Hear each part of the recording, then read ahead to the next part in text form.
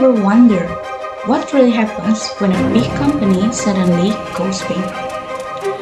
How can a company with billions of dollars just collapse? Hello everyone, my name is Anelia Salsabilla with student number C1B025114. I'm a student majoring in management at the Faculty of Economic and Business at the University of Bengkulu. In today's video, I'm going to talk about a topic from my business law class, which is bankruptcy law. So let's get started. First, let's start with definition. Bankruptcy is a legal condition where a debtor is declared unable to pay their debts and all of their assets are placed under general confiscation to be distributed to creditors. In Indonesia, bankruptcy is regulated under Law Number 37 of 2004 concerning bankruptcy and suspension of the payment obligation. In simple terms, bankruptcy happens when a person or a company can no longer fulfill their financial obligation. And then, there's a requirement for bankruptcy. A debtor can be declared bankrupt if, first, they have at least 2 creditors, 2.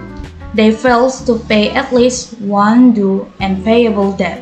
If these requirements are met, a bankruptcy petition can be submitted to the commercial court. Now, let's talk about the parties involved in bankruptcy.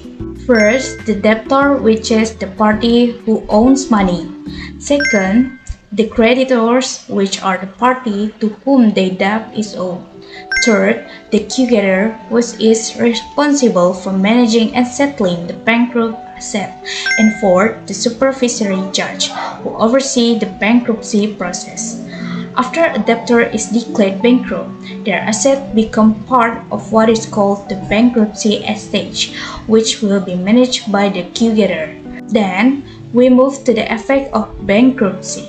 The first one, the debtor loses the right to control and manage their assets. Second one, all assets are taken over and managed by the creditor. Third, the assets will then be sold and the process will be distributed to creditors according to their respective rights. And then, in bankruptcy, there are 3 main types of creditors. First, separatist creditors, who have collateral rights such as mortgage or pledges. 2. Preferred creditors, who have priority rights based on the law. 3. Concurrent creditors, who do not have special rights and are paid last. Okay, next I'm going to talk about some real-life example of bankruptcy so we can understand it in a simple and more practical ways. First, let's talk about Lehman Brothers. Back in 2008, this company went bankrupt during the global financial crisis.